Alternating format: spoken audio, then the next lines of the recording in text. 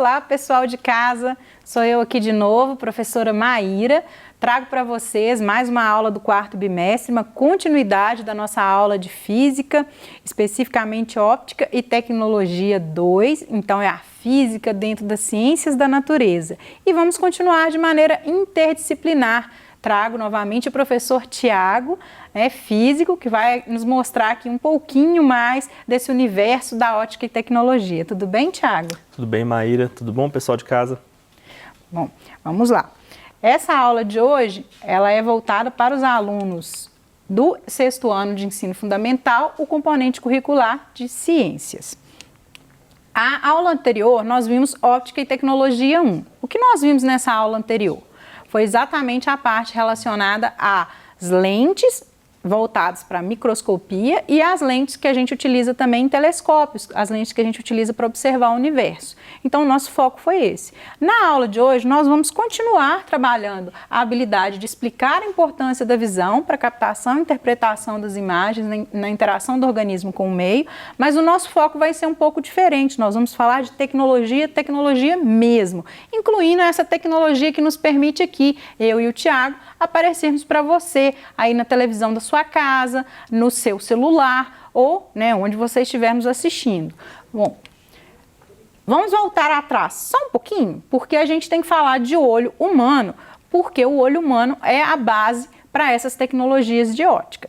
Então, olha só, lá atrás nas nossas aulas, nós vimos que no globo ocular nós temos a córnea aqui que protege a parte superficial do olho, é uma forma de lente também do nosso olho, mas a lente realmente é o cristalino, que é aquela lente cilíndrica, e a gente viu com aquele experimento do copo d'água, vamos lembrar, quando a gente coloca a água no copo e a gente pega uma setinha e essa setinha fica atrás desse copo com água, o que acontece ali é uma inversão do sentido da seta. Aquele experimento que a gente fez foi exatamente para demonstrar como que essa inversão acontece aqui no cristalino. Então, a imagem que se forma no fundo do nosso olho, ela é uma imagem invertida, por isso que a gente tem o coqueirinho aqui, apontando para cima, e ali ele está de ponta cabeça. É o que acontece na formação da imagem, que vai ser levada pelo nervo óptico até o nosso cérebro, onde a imagem voltará à posição normal dela. O cérebro vai fazer esse processo inverso aqui que o cristalino fez ao gerar essa imagem. Esse processo é muito parecido com o que acontece num dispositivo tecnológico, ou bem antigo, que já funcionava assim também, que são as câmeras. Hoje em dia todo mundo adora uma câmera, quase todo mundo pelo menos. Quase todo mundo aí tem uma rede social, tá cheio de selfies por aí, mas a câmera, olha só, ela lembra um pouquinho o funcionamento dela, ela inverte a imagem, parece bastante com o olho humano. Ô Tiago, conta pra gente como que essa câmera aqui funciona, mostra pra gente como que isso aqui traz tanta possibilidade de registros aí para as nossas vidas. Exatamente, professora Maíra. As câmeras funcionam de uma forma muito parecida com o nosso olho. Nós podemos observar aqui na imagem, nós temos as partes que constituem a câmera, nós temos aqui a lente, da mesma forma como o nosso olho tem uma lente também, e tem uma parte aqui muito especial onde a imagem ela é registrada, que é aqui atrás no filme fotográfico. Note que a imagem ali no campo de visão da minha câmera fotográfica, a lente ela inverte e reduz o tamanho dessa imagem, E essa imagem ela é projetada sobre o filme fotográfico. O filme fotográfico ele é um material muito interessante porque ele é composto por materiais sensíveis à luz. Ou seja, se eu expor um filme fotográfico à luz, eu posso gerar, por exemplo, alguma imagem, ou eu posso queimar esse filme, Eu posso sensibilizar todo o filme por conta da luz. As imagens elas são geradas pela câmera fotográfica sobre o filme em um ambiente fechado, onde não há iluminação, só a luz ali presente proveniente do ambiente. Esse filme fotográfico, quando ele recebe essa imagem, ele sofre reações químicas. Então, as porções do filme onde recebe iluminação, elas mudam suas propriedades químicas, elas sofrem literalmente reações químicas que ocorrem na presença de luz. Se o filme fotográfico ele for armazenado em ambiente escuro, ele não armazena nenhuma imagem, não sofre uma reação química. Então, é na presença de luz que ocorrem essas reações e o filme ele recebe, não é, essa imagem que nós chamávamos antigamente, não é, de negativo. Esses filmes, Maíra, eles não podiam ser expostos à luz, não. Antigamente, algumas pessoas, às vezes, sem querer, abriam a câmera fotográfica e expunham o filme sem estar todo guardadinho lá naquela caixinha, e eles perdiam o filme todo, porque essa reação química, ela continua acontecendo depois que a imagem é gravada, se o filme for exposto à luz. E hoje não é tão comum, mas existiam muitos locais onde esses filmes eram revelados, existiam lojas, né, em que isso era feito. Hoje em dia não existem tantos mais, né, hoje em dia é mais raro, mas esses locais basicamente tinham salas escuras com uma iluminação que não perturbava, não causava essas reações químicas no filme fotográfico. E os filmes, eles eram então submetidos a outras reações químicas para passar essa informação da imagem que está gravada sobre ele para o papel. E esse registro podia ser guardado, né, em definitivo pelas pessoas. Então havia essa necessidade de revelar esse filme, né, de passar essa imagem para o papel para poder eternizar algum momento. Coisa que provavelmente os nossos alunos de sexto ano, muitos deles não conhecem bem. Então, no passado, né, a gente nem tá tão velho assim, né, Tiago? Mas no passado era comum, a gente ia pra praia, tinha que levar lá aqueles filmes de 36, né? 36 poses, eram 36 fotos contidas nele. E sempre, geralmente, depois que o filme já tinha umas 30 fotos tiradas, e alguém lá, aquela tia distraída, o primo curioso, apertava o botãozinho, abria e pronto, queimava todas as fotos, você não tinha registro nenhum da sua viagem. Era super comum isso acontecer, porque a reação química, né, Tiago, que está alterando ali o filme, está queimando o filme, ou seja, está fazendo a perda completa daquele registro ali que deveria ter acontecido. Mas o filme fotográfico, a câmera fotográfica, ela também é mãe, né, de outra parte aqui que nos interessa muito das tecnologias, que é o cinema. Então, Maíra, o cinema ele nasceu a partir da geração de fotos sequenciais. Quando nós observamos filmes muito antigos, nós observamos que as imagens eram meio estranhas, né? As pessoas tinham um comportamento meio robótico, né? Por que isso acontecia? Porque eram tiradas fotos com um espaçamento de tempo muito grande. Com o passar do tempo, isso foi melhorando e essas fotos sequenciais que eram tiradas, elas eram tiradas com um intervalo de tempo muito pequeno. Então, era possível registrar o movimento de uma forma muito melhor, de uma forma muito mais fluida. E esses filmes, né, fotográficos eram da mesma forma como são os filmes que nós acabamos de falar, das câmeras fotográficas, né? Os filmes de cinema eram gerados da mesma forma e sofriam essa sensibilização por luz e precisavam ser resguardados da luz até que sofresse um processo químico que mantesse essa imagem definitiva no filme. E eram utilizados projetores, não é? Ou seja, luz era jogada sobre esses filmes e essa luz batia, né? Era refletida, ela mirada em uma superfície plana para que a imagem fosse gerada. E esse filme entrava em movimento. Existiam os projetores que puxavam o filme de um lado e iam armazenando nesse lado para garantir que esse filme entrasse em movimento e com uma certa velocidade, uma velocidade adequada, para que a imagem que fosse gerada na superfície não tivesse muitas perturbações, né, e registrasse o movimento dos personagens.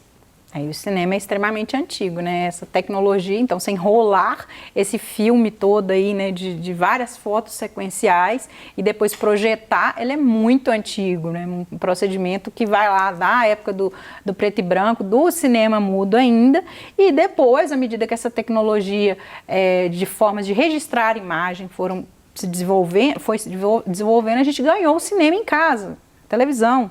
Então, chegou nas nossas casas uma tela própria. É lógico que essa televisão aqui ela já está bem pequenininha, bem sutil para o que eram realmente as televisões do passado. As TVs do passado eram muito grandes, muito pesadas, exatamente porque elas tinham uma estrutura de tubo, um tubo de vidro aqui, que era o que permitia a geração das imagens. E eu gostaria muito, Tiago, que você contasse pra gente como é que funciona esse tubo, afinal de contas, porque a gente já viu, muita gente já viu, acho que até as crianças que estão aqui de sexto ano já devem devem ter visto essas televisões antigas, às vezes no lixo, quebradas, jogadas, e viram aquela estruturazinha que eu mostrei aqui, né, com um tubo de imagem, um tubo de vidro. Era um peso danado, quanto maior a tela, mais imensa era a televisão.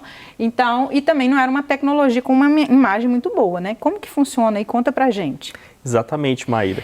Então, os televisores antigos, eles tinham esse tubo no interior deles, por isso que eram equipamentos espessos, né, robustos, e eles funcionavam basicamente jogando partículas, nós chamamos de elétrons. São partículas que existem lá no núcleo dos átomos, sobre uma superfície que ela tem propriedades químicas que ela emite luz, dependendo da forma como esse elétron chega nessa superfície. Então, se a gente for observar a estrutura aqui desse tubo, a gente tem aqui um local onde esses elétrons são emitidos, então a gente precisa retirar esses elétrons da matéria, né, de alguma forma, e a gente vai focalizá-los de alguma forma na tela. Então eu vou jogando como se fosse um raio lá na tela, os elétrons batendo nessa tela aqui, a partir daqui, e essa imagem vai sendo gerada do outro lado. O observador pode observar essa imagem do outro lado por conta desses elétrons que batem na superfície da TV. E isso é muito interessante, porque no passado a gente se aproximava da TV, às vezes a gente tomava um choquinho, né? Os pelinhos se arrepiavam. Exatamente, né? E é justamente por causa disso, né? Por conta desse atrito que existia na superfície, você poderia ter eletricidade estática ali na superfície.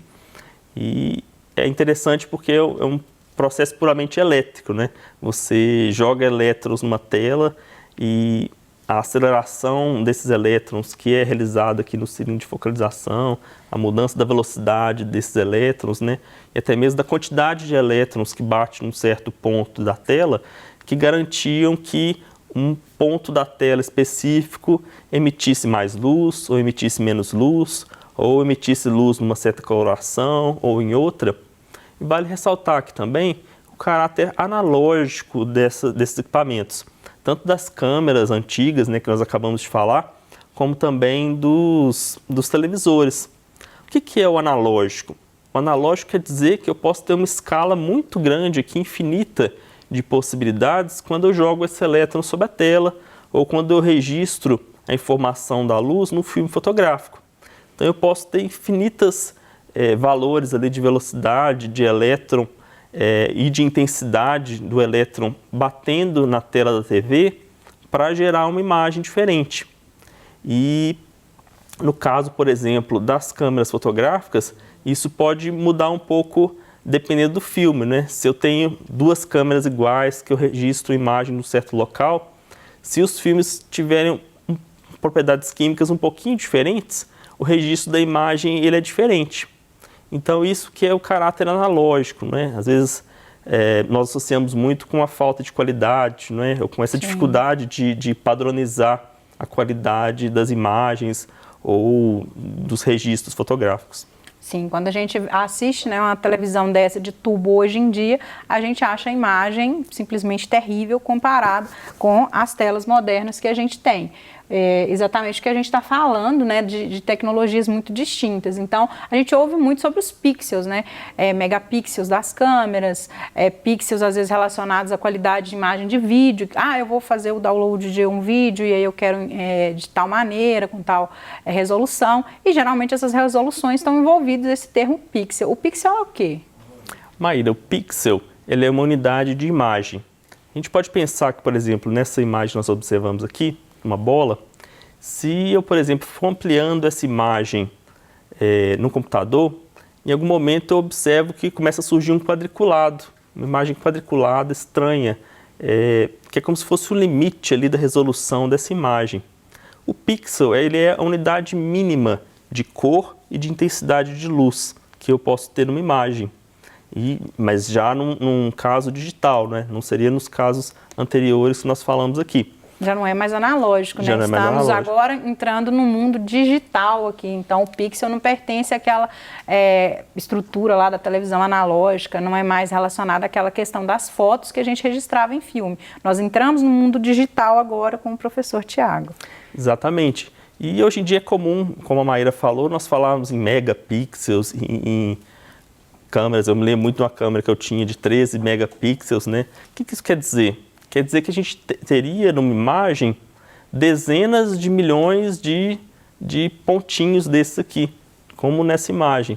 Então, imagina se tivesse uma quantidade assombrosamente grande desses pixels, a qualidade da imagem é muito melhorada. Agora, se eu reduzo a quantidade de pixels, se eu diminuo bastante, eu vou ter alguma coisa como nessa imagem aqui. A imagem ela perde a sua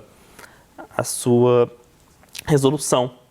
Olha, É o detalhamento, né, detalhamento, Thiago? exatamente. O nível de detalhes aqui desaparece a partir do momento que os pixels aumentam, seria isso? Exatamente. É como se eu estivesse resumindo uma certa área do espaço, um quadradinho do espaço, num ponto só. Então, toda a iluminação, todas as cores que eu teria nesse quadradinho, eu faço como se fosse uma continha ali para ter só num ponto. Então, em alguns locais eu vou acertar, em outros locais eu vou errar desse quadradinho, e isso fica um pouco embaralhado, fica um pouquinho quadriculado dessa forma, como nós estamos observando na imagem. Entendo. E aí eles são a base para as telas de LED hoje, né? Exatamente. Os televisores, as telas em LED em geral, elas utilizam basicamente esse princípio do pixel para poder gerar as imagens. Por quê? Porque existem equipamentos que são chamados de LEDs, que são basicamente emissores de luz. Então, seria um equipamentozinho pontual que ele poderia, por exemplo, representar um pixel de emissão de luz. Há outras partes aqui da TV, uma cobertura externa, algumas outras partes de eletrônica aqui, de condução, mas a parte que gera mesmo a iluminação é o LED. E nossas TVs hoje em dia, elas são cheias desses LEDs, cheias desses equipamentos, mini equipamentos, né? E à medida que a tecnologia foi avançando, esses equipamentos foram muito miniaturizados. Então, hoje em dia, nós podemos ter televisores bem grandes, com qualidade de imagem muito boa, e uma grande quantidade desses LEDs. Não é mais um tubo só, né, jogando um feixe de elétrons. E a imagem também nas nossas mãos, né, os displays, né. Exatamente, né? A gente pode observar também que as TVs elas encolheram de espessura também, não é? Nós não temos mais aquele tubo imenso, porque o LED ele é muito fininho. Então, cada LED é muito fininho. Então, a gente pode gerar essa imagem em uma TV que é muito plana, né? Parece muito um quadro, né? E na palma da nossa mão também, sem ser um objeto muito robusto. Sim. Bom, professor Thiago, não poderia deixar, né, falando em ótica, como é que funciona a fibra ótica final, já que estamos falando de tecnologia? A gente fica em dúvida, né, ouve muito falar e não sabe bem o que é. Eu sei mais ou menos que a estrutura é essa, mas o que de fato eu estou vendo nessa estrutura? Então, Maíra, a fibra ótica ela é composta por uma fibra, né, de vidro ou de plástico, ou seja, um material que é transparente. E ela utiliza uma propriedade da refração que é chamada de reflexão interna total da luz, para manter a luz que está aprisionada ali na trajetória do meu fio. Então, eu não levaria a luz, por exemplo, a um certo local, mas se eu direciono ele usando a fibra ótica, eu teria a luz chegando naquele local. Por exemplo, na próxima... Tal qual o vídeo que você vai mostrar para a gente, é o nosso vídeo da USP, né, um vídeo muito interessante que foi feito pelo pessoal de lá da física. Agradecemos, inclusive, porque é muito bacana da gente ver, né, professor? Pode mostrar para a gente, por favor. Sim, sim. Nesse vídeo,